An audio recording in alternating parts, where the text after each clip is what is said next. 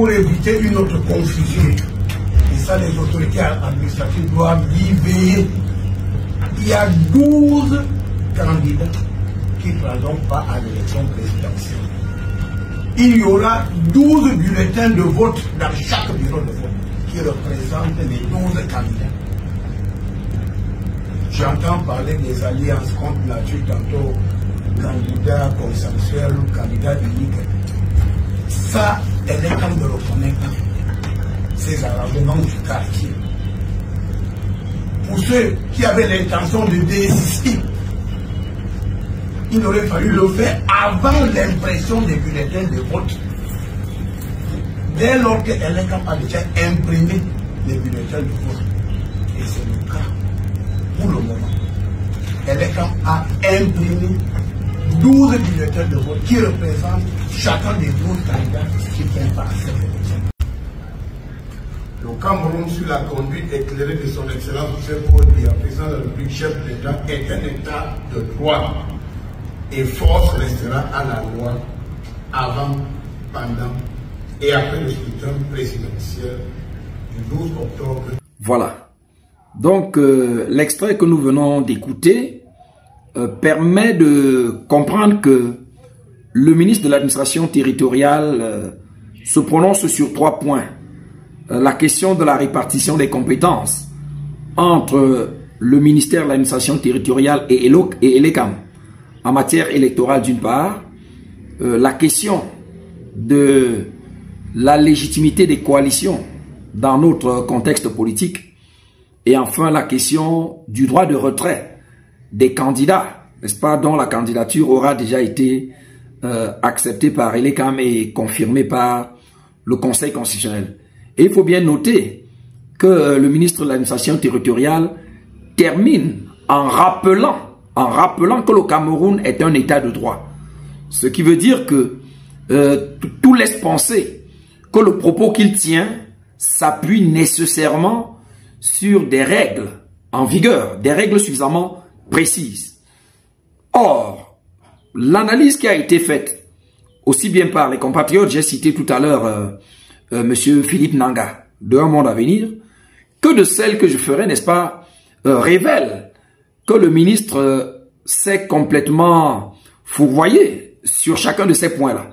Parce que nulle part dans l'arsenal juridique camerounais, n'est-ce pas, les propos du ministre de l'administration territoriale ne trouvent un fondement pertinent. Donc, il n'y a aucun texte au Cameroun qui permette justement d'entériner les propos qui ont été tenus par le ministre de l'administration territoriale. Et donc, son propos est véritablement à l'opposé de ce que lui-même il clame. Parce que si le Cameroun est un État de droit, mais cela suppose que chacun des propos du ministre de l'administration territoriale devrait avoir un ancrage juridique incontestable. Soit le texte constitutionnel, soit un texte de loi, soit un texte réglementaire, ou du moins un principe général de droit. Mais comme je le dis, aucun des aspects, aucun des points qu'il a abordés n'est confirmé par le droit positif camerounais en vigueur. Prenons donc chacun des 3 points que je viens d'évoquer et qui ressortent donc de l'extrait du vidéogramme que nous venons d'écouter. Alors, prenons d'abord le premier point sur la répartition des compétences en matière électorale entre le ministère de l'administration territoriale et ELECAM.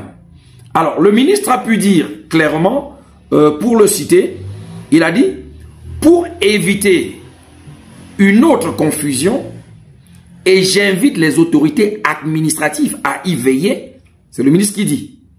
Et il dit, il y a 12 candidats qui prendront part à l'élection présidentielle. Il y aura 12 bulletins de vote dans chaque bureau de vote qui représente les 12 candidats. Alors donc, à écouter le ministre de l'administration territoriale, mais la responsabilité de veiller à ce qui est les 12 bureaux de vote des candidats dans les bureaux de vote revient aux autorités administratives. Or, est-ce que les autorités administratives ont véritablement la compétence que le ministre de l'administration territoriale veut leur donner? La réponse est naturellement non. Au regard, n'est-ce pas, des dispositions pertinentes du code électoral. Et à cet égard, je vais citer d'abord l'article 3. Que dit l'article 3 du code électoral? Alors, l'article 3 du code électoral dit « L'organisation, la gestion et la supervision du processus électoral et référendaire sont assurées par Elections Cameroun, en abrégé ELECAM. » Voilà un texte suffisamment précis, l'article 3 du code électoral, qui confie donc la responsabilité de l'organisation et de la gestion des scrutins à ELECAM. Non pas au ministère de l'administration territoriale, mais à ELECAM. Et cette disposition est d'ailleurs reprise, n'est-ce pas, presque mot pour mot, par l'article 7 du code électoral qui dispose, et je cite, alors l'article 7 du code électoral dit à son alinéa 1, « Elections Cameroun est chargé de l'organisation, de la gestion et de la supervision du processus électoral et référendaire. » Et l'alinéa 2 d'ajouter, à cet effet, Elections Cameroun est investi de tous les pouvoirs nécessaires à l'exercice de ses missions. Donc voilà déjà l'article 3, dont les termes sont mutatis mutandi repris par l'article 7 du code électoral. Donc on voit bien que c'est à ELECAM que le code électoral confie l'organisation et la gestion du processus électoral. Alors, est-ce que quelque part, dans les commissions locales, le MINAT aurait-il quelques attributions à faire valoir pour justement veiller à s'assurer que les bulletins de vote, les 12 bulletins de vote sont présents dans les bureaux de vote? Alors, cela m'amène donc à lire, à descendre plus loin et à lire l'article 54 du code électoral qui dit ceci. Alors, l'article 54 dit ceci. Il est créé pour chaque bureau de vote une commission locale de vote composée ainsi qu'il suit. Pour chaque bureau de vote. Donc, le président, c'est qui? Président, une personnalité désignée par le responsable du démembrement départemental d'Elections Cameroun. Donc le président du bureau de vote n'est pas du MINAT. Ce n'est pas le sous-préfet. Ce n'est pas le préfet. Ce n'est pas le gouverneur. C'est une personnalité désignée par le responsable départemental d'ELECAM. Donc que cela soit clair. Et ensuite on dit les membres sont qui? Membres, un représentant de l'administration, désigné par le sous-préfet. Un représentant de l'administration. Ça veut dire que ce n'est même pas le sous-préfet qui est dans le bureau de vote. C'est un représentant. Or, Atangandji parle aux autorités administratives, comme s'ils étaient présents dans le bureau de vote. Donc, si le MINAT est présent, il est dans le bureau de vote comme simple membre. La présidence revenant à l'autorité désignée par Elections Cameroun. Mais il est surtout important de comprendre le rôle du président du bureau de vote. Et à cet égard, c'est l'article 60 du code électoral qui nous le précise. Que dit l'article 60? Alors l'article 60 du code électoral dit « Le président de la commission locale de vote assure seul la police du bureau de vote. Le président de la commission locale assure seul. On n'a pas dit en collaboration avec les autres membres. Donc même si c'était le sous-préfet serait sous les ordres du président du bureau de vote. L'article 60 est clair. Le président désigné par ELECAM assure seul, faut bien noter, seul, la police du bureau de vote. Donc, même à supposer que le sous-préfet veuille bien être dans le bureau de vote comme membre, il serait soumis à l'autorité du président du bureau de vote qui assure seul la police du dit bureau de vote.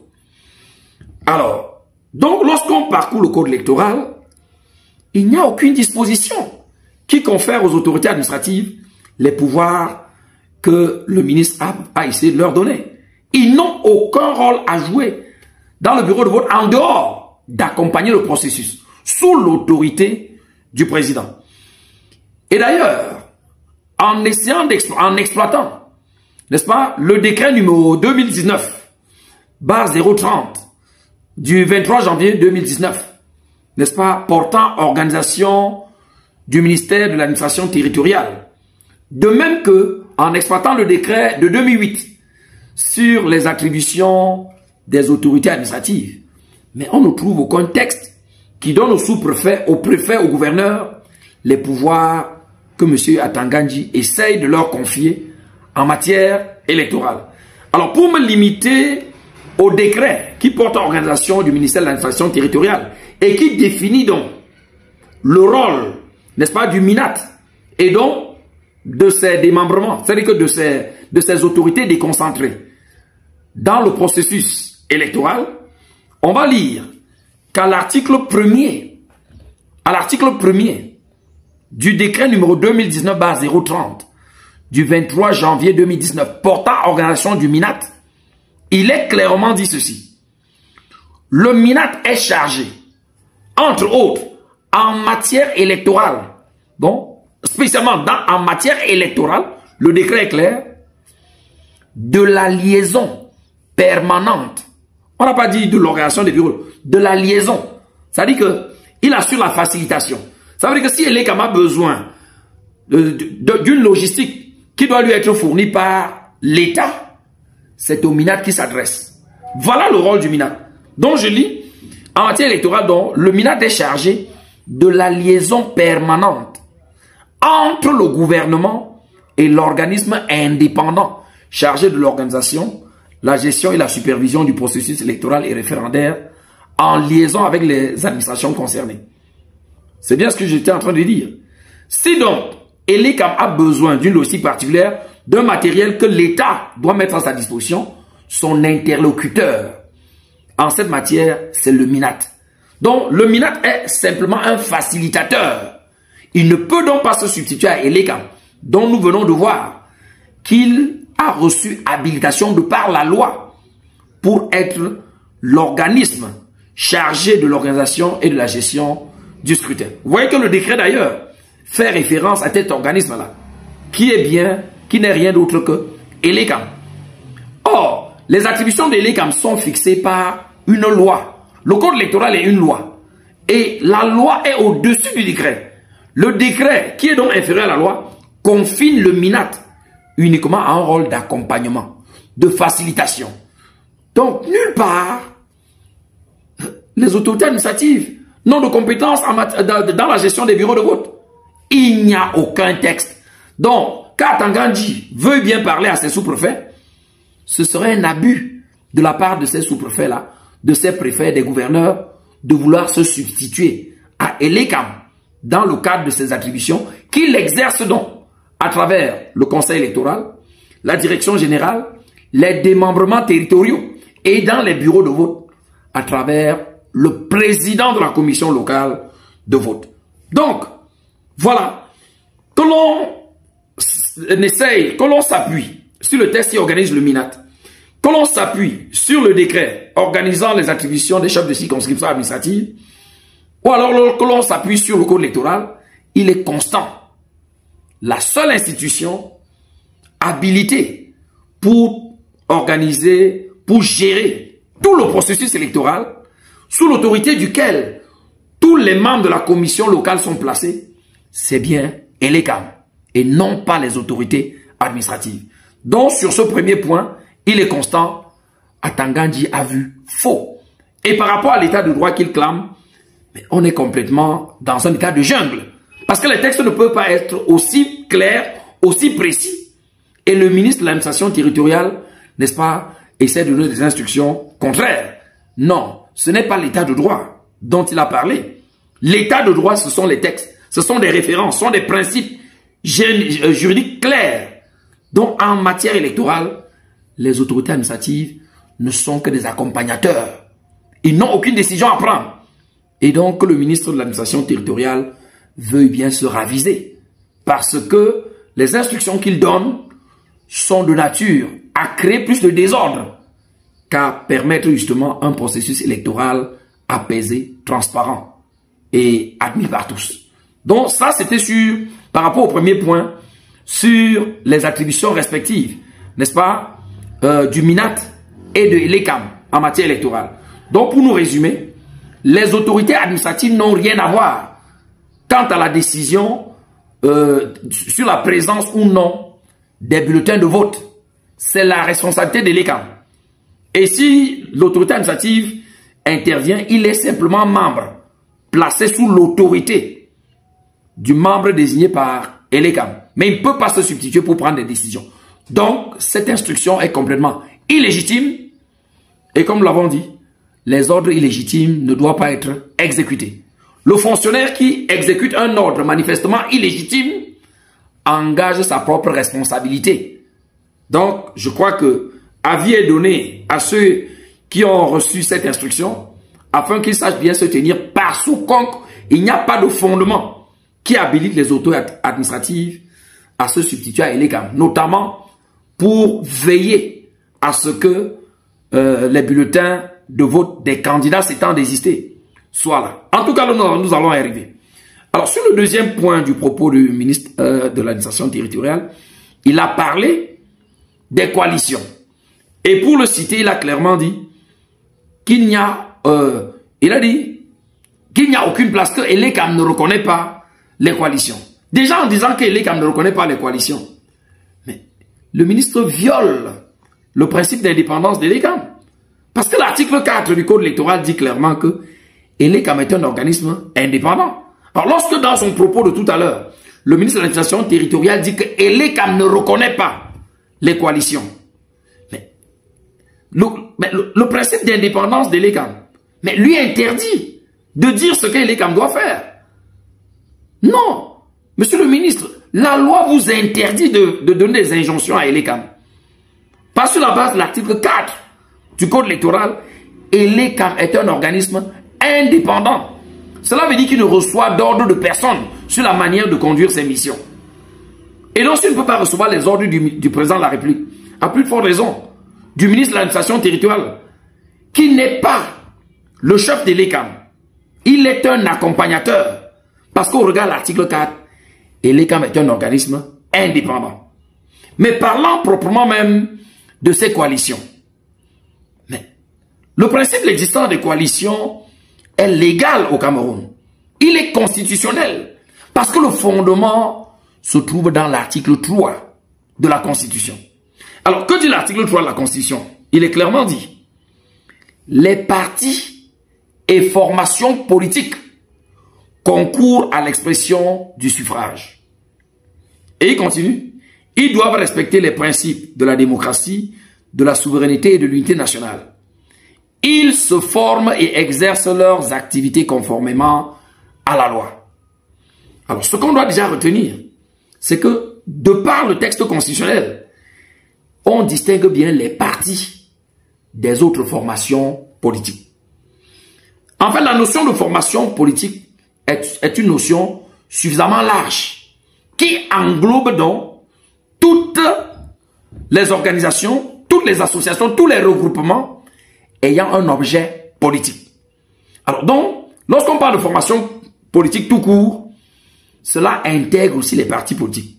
Dans le langage courant, quand vous suivez les débats, généralement pour parler des partis politiques, on parle des formations politiques. Donc, traiter les partis politiques comme des formations politiques, ce n'est pas mauvais. Parce que la notion de formation politique est plus globalisante que ça. Mais lorsqu'on sort des partis politiques, qui sont des associations créées pour la conquête et l'exercice du pouvoir politique, on a d'autres organisations qui ont un objet politique sans prétendre à la conquête et à l'exercice du pouvoir. C'est le cas, par exemple, dans l'histoire politique, comme nous avons connu, par exemple, l'organisation qu'avait créée Cabral Libye en 2018, qu'il avait appelée 11 millions de citoyens, pour sensibiliser et encourager les citoyens à s'inscrire sur les listes électorales. Cabral Libye, 11 millions de militants, de citoyens n'étaient pas un parti politique. Mais on l'a vu se déployer sur le terrain pour pousser les citoyens à s'inscrire sur les listes électorales. 11 millions de citoyens est une formation politique. Parce qu'elle est créée avec un objet politique. Mais parce qu'il ne s'agit pas d'un parti, c'est une formation politique. Sont également des formations politiques toutes ces organisations qui s'impliquent dans la surveillance électorale, dans l'observation des élections, sans être les candidats, Parce que, je crois qu'on peut... le compatriote, le docteur Aristide Mono, a créé une association pour d'abord, inscrivons-nous d'abord.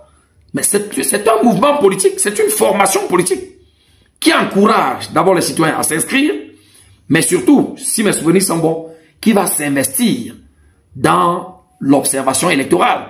C'est encore une formation politique. Je crois que la compatriote Maître Michel Doki a créé également une association, les bâtisseurs, pour, n'est-ce pas, aider à l'observation électorale. Le compatriote Abdourahmane Baba a créé, je crois, il a appelé la VAR, ce qu'il appelle la VAR, je ne sais plus le nom,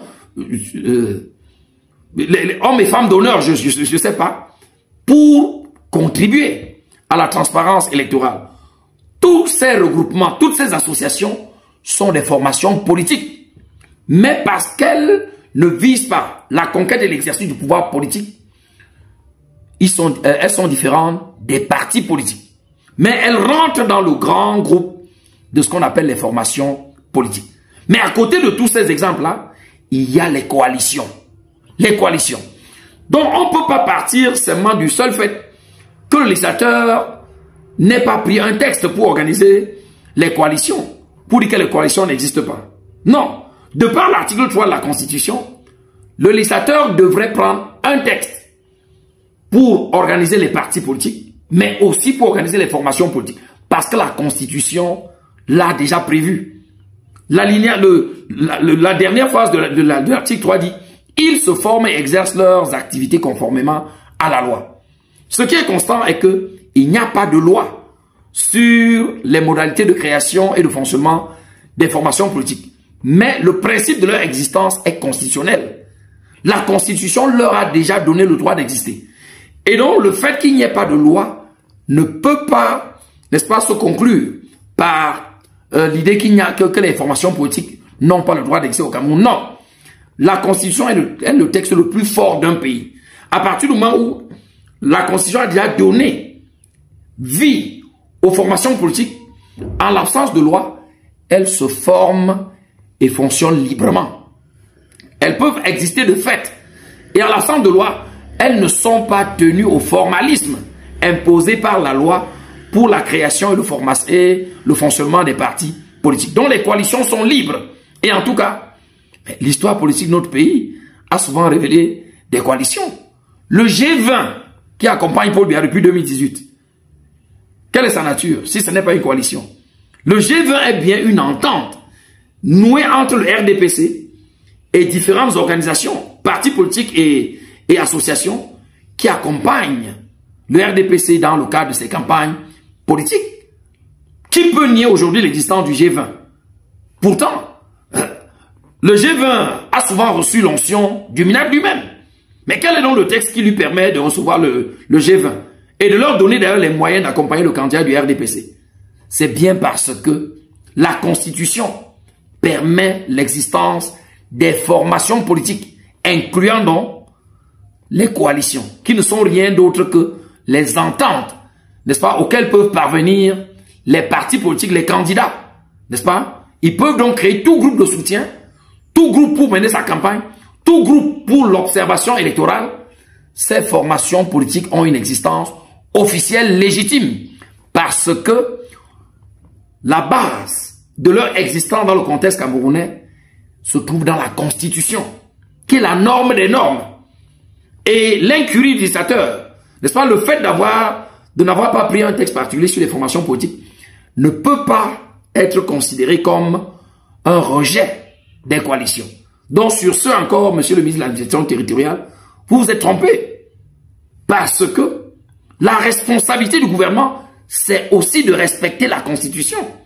Or, la Constitution ne peut pas prévoir que les formations politiques, incluant les coalitions, n'est-ce pas, concourent à l'expression du suffrage, et vous venez leur dire qu'elles n'ont pas le droit d'exister. Non, vous violez la Constitution, monsieur le ministre de l'administration territoriale, parce que l'article 3 est formel. Le texte a bien distingué les partis des formations. Comme pour dire que les partis sont une formation politique à part, parce qu'en fait, au regard de notre système électoral, ce sont les organisations qui investissent les candidats. Mais en dehors du rôle que peuvent jouer les partis, les autres regroupements à objet politique, que l'on appelle donc formation politique, ont tout le droit d'exister. Et la base de leur existence, c'est le texte constitutionnel, qui est bien plus fort que le décret qui organise le MINAT, qui est bien plus fort que le code électoral lui-même. Donc, l'absence de texte pour détailler les modalités de création et de formation et de fonctionnement des formations politiques ne doit pas être interprétée comme une interdiction des formations politiques, dont des coalitions. Et dans les faits, les coalitions ont toujours existé. En 92, Antar Gassagaï se retire au profit du candidat du RDPC. L'environnement juridique était le même. En 2018, Akeremouna se retire pour coaliser avec Maurice Kamto. Pendant que nous y sommes, mais nous sommes déjà informés, l'UPC 2025 qui accompagne Issa Chiroma Bakari, c'est une coalition dans laquelle on trouve le Manidem, on trouve certaines factions de l'UPC proprement dite, on trouve d'autres partis, d'autres associations. Ce sont des coalitions. Les faits démentent vos propos, monsieur le ministre. Autour de Bello Maïga, nous avons appris. Je crois que sont ralliés Akeremouna et Ateki Seta Caxton, n'est-ce pas? Des candidats qui étaient accompagnés pour Akeremouna par Univers et pour M. Ateki par le PAL. Comment est-ce que vous appelez ça, monsieur le ministre de l'administration territoriale? Ce sont des coalitions qui ont une existence identique au G20 qui accompagne le candidat du RDPC. Donc, de par le cadre juridique camerounais, les formations politiques sont légales. Et la base de leur existence, c'est un texte bien plus fort, le texte le plus fort de notre pays, la Constitution, en son article 3. Donc, je crois que par rapport à cet autre point, monsieur le ministre s'est encore fourvoyé. Et donc, il s'est encore mis en marge de l'état de droit, n'est-ce pas, qu'il ne cesse de clamer. Voilà. Et je dois d'ailleurs ajouter, n'est-ce pas, que l'article 4 du Code électoral précise très bien que Elecam exécute ses missions dans le respect des dispositions de la Constitution ainsi que des lois et règlements en vigueur. C'est l'article 4 du Code électoral. Et l'ECAM exécute ses missions dans le respect des dispositions de la Constitution ainsi que des lois et règlements en vigueur. Alors, à partir du moment où les formations politiques tirent leur source de l'article 3 de la Constitution, et parce que l'ECAM est tenu de respecter la Constitution, vous comprenez, monsieur le ministre de l'administration territoriale, que l'ECAM ne peut pas agir dans le sens que vous recommandez. Parce que refuser les coalitions, les méconnaître, c'est violer l'article 3 de la Constitution. C'est violer l'article 3 de la Constitution. Donc, sur ce plan encore, le ministre s'est mis en marche de l'état de droit. Alors, le dernier point de la sortie du ministre de l'administration territoriale concernait le droit de retrait des candidats. Alors, il a déclaré qu'il n'y aura pas de candidat consensuel ou de candidat unique. Parce que d'après lui, il n'est plus possible à un candidat de se retirer après l'impression de ses bulletins de vote. Alors, lorsqu'on écoute le ministre de l'administration territoriale, bon, on perçoit très vite qu'il essaye de se référer à l'article 147 du Code électoral. Mais là encore, c'est une mauvaise analyse. Parce que l'article 147 ne traite pas du droit de se retirer, mais uniquement du sort de la caution. La caution qui est payée par les candidats, de par l'esprit de cet article 147, est destinée à contribuer à la préparation, à la confection des éléments, n'est-ce pas, des éléments du vote. Et notamment, c'est la contribution du candidat à la confection de son matériel électoral, bulletin de vote et le reste. Donc cet article 147 ne traite que de la question du remboursement ou non de la caution. Et donc l'article 147 dit clairement que le candidat qui se retire de la course après que ses bulletins de vote aient été imprimés ne peut plus prétendre au remboursement de sa caution.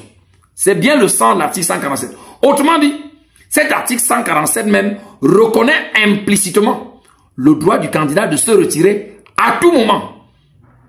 Le candidat peut donc se retirer à tout moment. Mais s'il le faisait après que ses bulletins de vote aient déjà été imprimés, il ne peut plus prétendre au remboursement de la caution.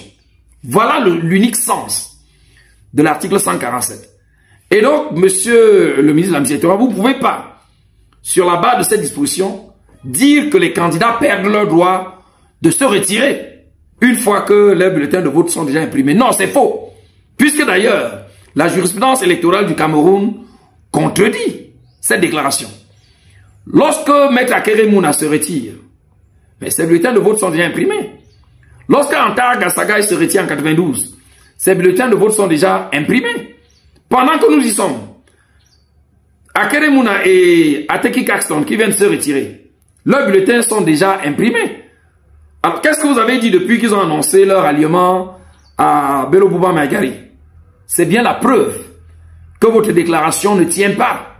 Parce que justement, le droit de se retirer n'est pas dénié à un candidat. Candidater, c'est exprimer une liberté fondamentale. Et donc, de la même manière qu'on peut librement se porter candidat, de la même manière, on peut librement se retirer. C'est l'expression de la liberté. C'est l'expression de la fondamentalité de ce droit qui est consacré par l'article 25 du Pacte international des droits civils et politiques, entériné par l'article 13 de la Charte africaine des droits de l'homme et des peuples. Donc, on ne saurait dire qu'une fois que la candidature a été validée, le candidat est lié. C'est faux. C'est faux. Ce serait enlever à un citoyen une liberté dont il jouit. Et dans tous les cas, comme je le dis, les faits, la jurisprudence de notre histoire électorale dément cette déclaration-là. Donc le candidat peut se retirer à tout moment, y compris jusqu'au jour de l'élection. La seule conséquence étant qu'il perd le droit au remboursement de sa caution une fois que ses bulletins ont été imprimés. Donc, je crois que d'ailleurs qu'en écoutant le vidéogramme du ministre de l'administration territoriale, il a parlé des bulletins de vote des candidats. Bulletins de vote des candidats. Alors, si les bulletins de vote sont fabriqués par la caution déposée par le candidat, si les bulletins de vote sont la propriété du candidat, mais ça veut dire que le candidat a à l'égard de ces bulletins de vote les attributs du droit de propriété, parmi lesquels l'abusus, qui est le droit de disposer de sa chose de la manière dont on entend. Autrement dit, à partir du moment où un candidat se retire et qu'il en informe Elecam, mais il peut lui dire la destination que devait prendre ses bulletins. Et en s'appuyant sur ce qui a été fait en 92, lorsque Antar Gassagai s'est retiré à moins de 3 jours de l'élection au profit du candidat du RDPC, mais ONEL, qui était l'organisme en vigueur en son temps, n'avait pas fait autre chose que de mettre les bulletins de Antar Gassagai de côté.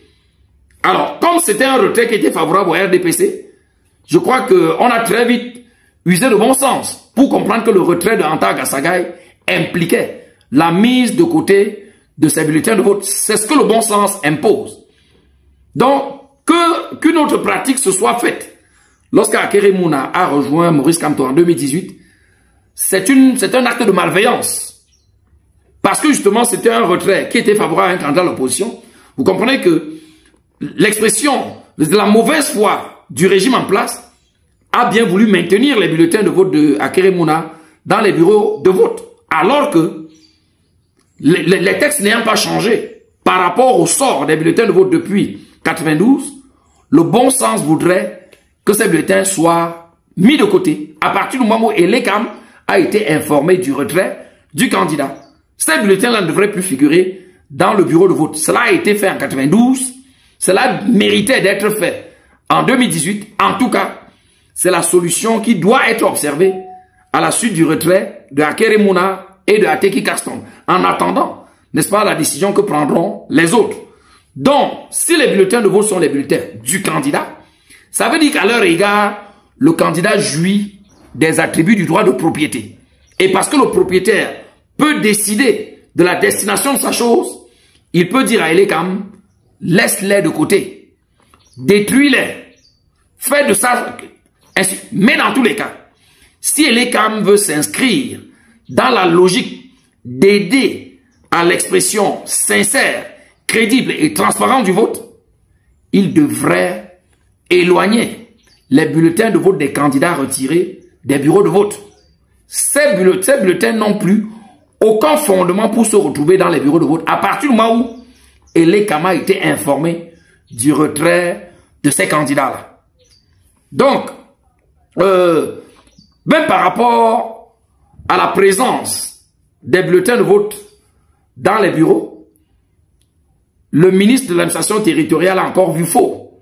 Parce que la jurisprudence camerounaise est partagée. Certes, en 92, les bulletins de Anta Gassagaï avaient été retirés. En 2018, ils ont été maintenus. Mais on peut bien comprendre que ces pratiques-là n'ont varié qu'en fonction de l'intérêt du régime en place. Quand c'est favorable au régime, on met les bulletins de côté. Quand cela lui est défavorable, on les maintient dans le bureau de vote pour créer la confusion, n'est-ce pas, et perturber l'électeur. Donc, je crois que mon interpellation va se terminer par va s'adresser plutôt à Elekam.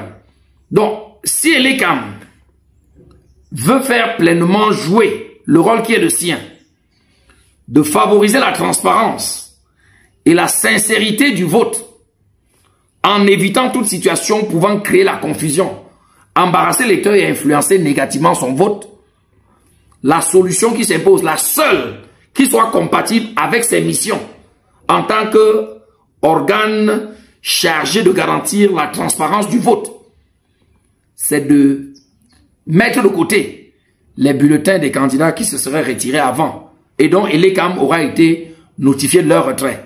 C'est la seule solution qui s'impose à Elekam, si du moins il veut véritablement jouer le rôle qui est le sien. Je crois que pour sa crédibilité, Elekam ne devrait pas, n'est-ce pas, succomber à la sortie malheureuse du ministre de l'administration territoriale. Le bon sens, l'exécution normale, légitime de sa mission, voudrait qu'une fois notifié du retrait d'un candidat, que ces bulletins soient complètement mis de côté dans les bureaux de vote, même s'ils ont été acheminés. Dans tous les cas, c'est le cas. En 92, Anta Gassagaï se retire alors que le matériel électoral avait déjà été acheminé, n'est-ce pas, dans les régions, dans les provinces. Ok? Mais parce qu'il avait informé Onel en son temps, ces bulletins étaient mis de côté. Donc rien ne l'interdit de le faire. C'est le bon sens. C'est ce que les principes de transparence, de crédibilité et de sincérité du vote imposent à Elekam. Donc nous attendons de voir comment il va se comporter le 12 octobre. S'il maintenait les bulletins des candidats qui sont retirés dans les bureaux de vote, ce serait une preuve supplémentaire de la volonté d'Elekam de perturber, au lieu d'être l'organe de facilitation, n'est-ce pas, des élections crédibles et transparentes. Elekam jouerait plutôt le rôle négatif, n'est-ce pas, et confirmerait bien qu'Elekam n'est pas prêt à garantir la sincérité du processus électoral. Il a refusé de publier la liste nationale électorale. Le monde entier l'a déjà noté. On attend de voir comment il se comportera par rapport aux bulletins des candidats qui se seront retirés avant le 12 octobre 2025. Je crois qu'il construit son histoire et le monde entier nous observe. En tout cas, je crois que c'était le rôle du pédagogue que je suis d'essayer d'expliquer en des termes aussi simples à tout citoyen afin que, justement, chacun ait une intelligibilité et une appréciation la plus crédible possible de la sortie du MINAC, qui donc, sur tous les points, s'est fourvoyé. En résumé, les autorités administratives n'ont aucun pouvoir pour déterminer la configuration des bureaux de vote. Cette responsabilité incombe au président du bureau de vote qui, comme nous l'avons dit, de par l'article 54 du Code électoral, est une personnalité désignée par Elekam. Et la responsabilité de l'organisation et la gestion de l'élection revient à Elekam. Et nous avons dit, seul le président du bureau de vote assure seul, je dis bien seul, la police du bureau de vote. S'agissant des questions de coalition, pendant que nous parlons, le G20 est dans la campagne du RDPC. Le G20 est une coalition. Les coalitions n'ont jamais été interdites au Cameroun. En tout cas, le fondement des coalitions, c'est bien l'article 3 de la Constitution, qui, en parlant de formation politique, intègre donc les coalitions. Le G20 en est une parfaite illustration. Et par rapport au droit de retrait du candidat, rien ne le lui interdit. Le candidat exerce une liberté fondamentale. Et en l'absence d'un texte qui lui impose de conduire sa campagne jusqu'au bout, il a le droit de se retirer à tout moment. Rappelez-vous toujours, chaque fois que nous aurons affaire à un droit fondamental, l'article 26, le point 10 de notre Constitution, dit que les restrictions à l'exercice d'une liberté fondamentale ne peuvent émaner que d'une loi. Donc, que le ministre veuille bien nous donner la loi qui interdit aux candidats de se retirer après que leur bulletin de vote a été imprimé. L'article 147 du Code électoral, sur lequel il semble s'appuyer, ne prive pas le candidat du droit de se retirer. Non, mais tire plutôt la conséquence d'un retrait tardif. Lorsqu'un candidat se retire après que ses bulletins de vote aient été imprimés, il perd le droit à la caution. Mais il ne perd pas son droit de se retirer. Donc, voilà les précisions que je voulais faire en invoquant les textes de notre arsenal juridique afin que les concitoyens ne soient pas perturbés par les déclarations, vraiment, on dirait hasardeuses, du ministre de l'administration territoriale, en tout cas qui manque de fondement juridique, dont les propos du MINAT ne tiennent ni dans la Constitution, ni dans la loi, ni dans un règlement quelconque. Ce sont, n'est-ce pas, des propos dénués de tout fondement et qui, à ce titre, ne devraient s'imposer à aucun fonctionnaire, dont y compris à des subordonnés. Parce que, rappelez-vous bien, on n'exécute pas un ordre manifestement illégitime. Tout ordre manifestement illégitime doit être désobéi. Le fonctionnaire qui exécute un ordre manifestement illégitime engage sa propre responsabilité. Et pour cela, la substitution de l'État pour les faits commis par un fonctionnaire dans ce cadre-là peut être refusée parce que l'ordre est manifestement illégitime. Il viole les textes. Il manque de base légale et en tout cas, il s'inscrit dans le contraire de ce que prévoient les textes en vigueur. Voilà. Donc, si vous avez aimé cette capsule, n'hésitez pas à la liker, à la commenter, parce que vos commentaires parfois suscitent, n'est-ce pas, d'autres capsules pour apporter davantage de précision. N'hésitez pas à la partager au maximum afin de rasséréner, n'est-ce pas, nos compatriotes. Abonnez-vous à notre page pour ne rater aucun de ces contenus. Sa mission étant, n'est-ce pas, d'aider les citoyens à comprendre leurs droits et leurs devoirs afin, n'est-ce pas, de favoriser l'avènement dans notre pays d'une citoyenneté responsable. C'est de ça qu'il est question. Mais si votre cœur vous le dit, n'hésitez pas à soutenir cette initiative. Et pour cela, nos adresses vont s'afficher à la fin de ce vidéogramme. Donc, passez une bonne journée, portez-vous bien, que Dieu nous garde et à très bientôt.